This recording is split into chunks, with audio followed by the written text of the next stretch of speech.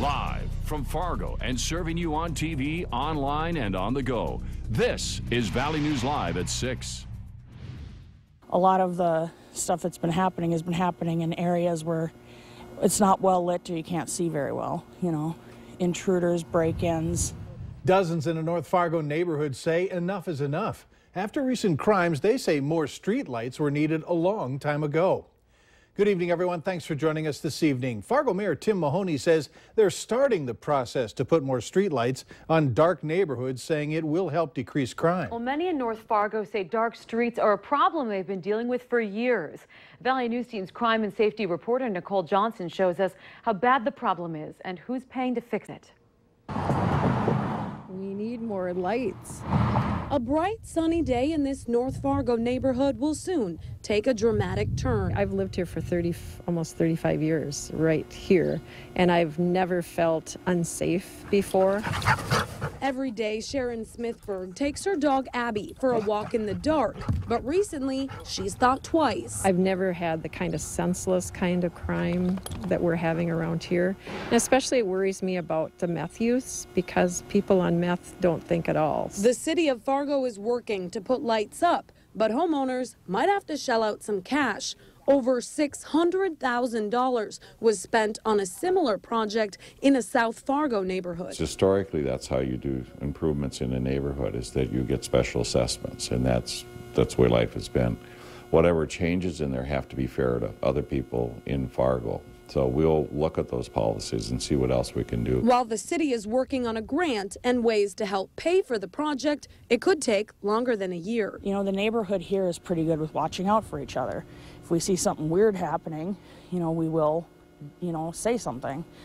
But you can't report what you can't see. Tamara Wagner lives just a few blocks down from the Roosevelt neighborhood. She says the problem isn't isolated. They need lights here, too. Home break-ins, peepers, there's been, my truck got scratched up and stuff like that. I don't know who did it. They just kind of forgot, I think, about some of the areas around here because maybe it was adequate before, but when you're looking at people doing drugs and some of the crime that's happening, we need more lights. A problem Smithberg says she wouldn't mind paying for, but says it would be nice if the city could help out.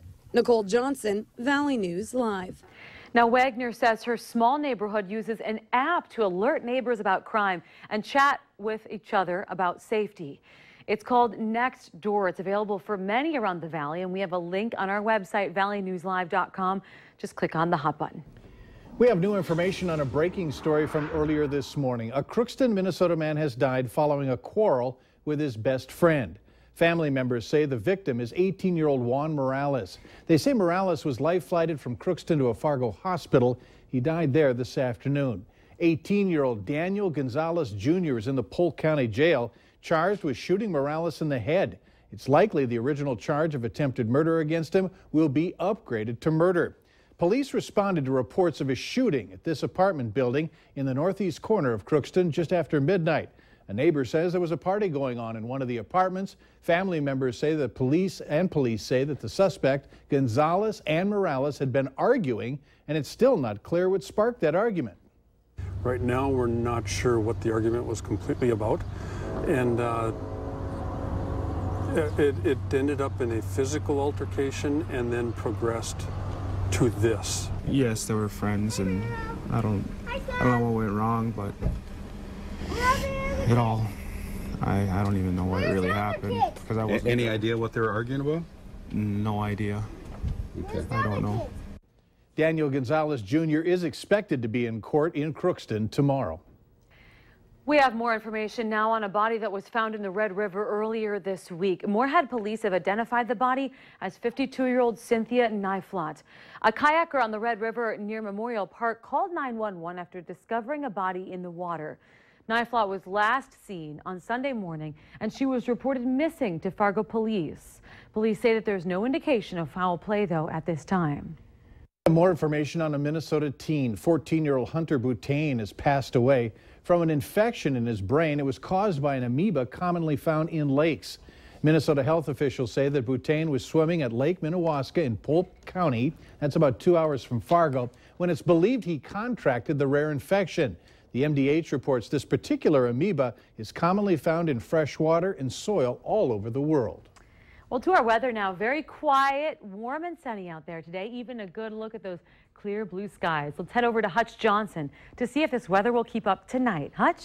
Well, it does look like the radar is extremely quiet right now. So heading into your Thursday evening, things are looking on the up and up. A little bit of haze reported here and there across the valley. I think we'll stay in and around that 80-degree mark at least through 8 o'clock tonight. Then dropping into the 70s. Very quiet winds as well, making it delightful to spend outdoors. As we head into the weekend, the heat really builds, a chance for some strong thunderstorms as well. And I'll tell you when I think that smoke will return to the valley here in just a few minutes. Hopefully it won't cover up too much. Right. All right. Thank you, Hutch. Well, a recent article is being shared online in the area, and it's causing some angry reactions from North Dakota officials. It calls for North Dakota, and it calls it a sanctuary for dangerous illegal aliens. Valley News Team's Christine Stanwood investigates the claims and gets answers from the Department of Corrections. You know, it's amazing what you can say on the internet, and obviously it doesn't need to be the truth. You're not alone if you have seen this article shared and reposted amongst your friends. A news and opinion organization named Breitbart is claiming that, quote, North Dakota is perhaps the most extreme.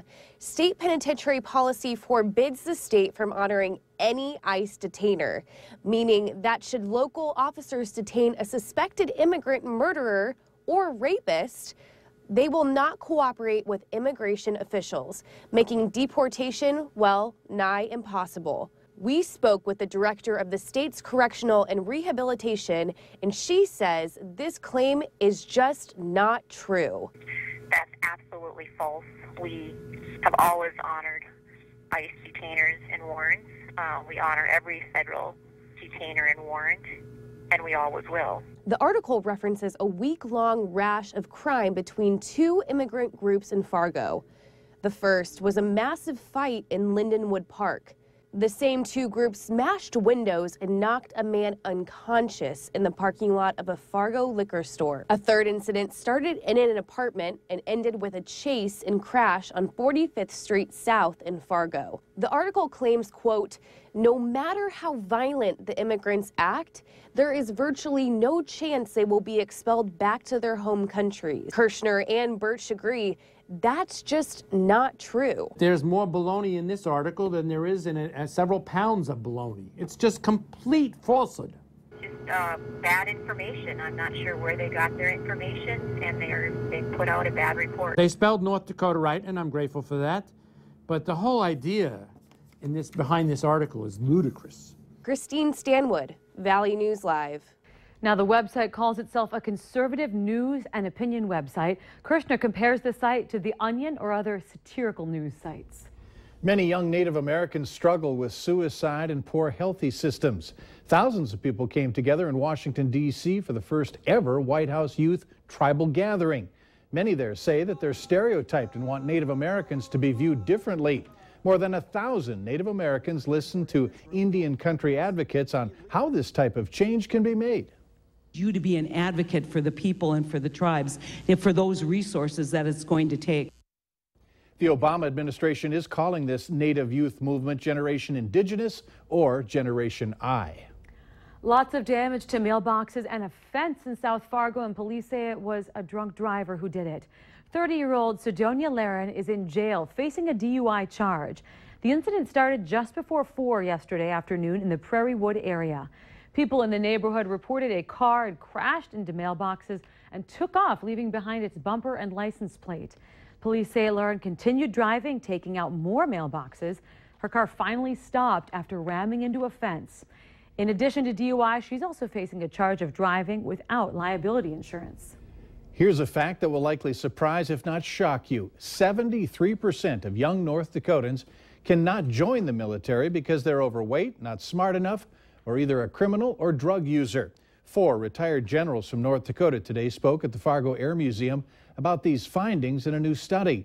Nearly 1/3 of Americans between 17 and 24 years of age are obese. The generals and mission readiness groups say their goal is to have more schools have healthier lunches and more physical education class time. Obesity is not only affecting the people who can qualify for military service, but it's also creating significant challenges for our active duty military as an organization. 12% of the active duty members are not just overweight, but obese based on height and weight standards. The group says this initiative is not related to any recruiting program, but they want to have healthy people about to join the military. A favorite for many, tools to grill up that perfect summer barbecue. Now we're testing out a product tonight claiming to eliminate all the cleanup without sacrificing flavor. You've seen the Miracle Grill Mat on TV, but does it actually work? Coming up tonight on Valley News Live 10 at 10, Valley News Team's Nicole Johnson serves up some burgers to find out. I want to see more pictures of the food. I'm hungry. Later on Valley News Live at 6, these kids that you're about to see, there they are. They spent the day serving up a cool cup of lemonade and helping others at the same time.